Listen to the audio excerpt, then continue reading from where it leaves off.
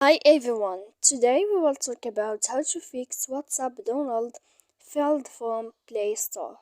To know how to fix WhatsApp Donald failed from Play Store, you should just go to settings like this. We will click.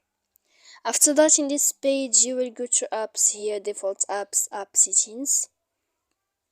When you will see this list, you will go down to find the application of WhatsApp here.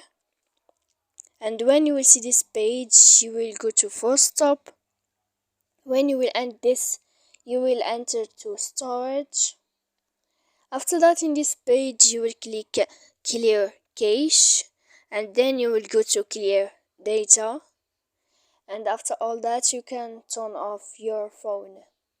So please don't forget to support us by like and subscribe.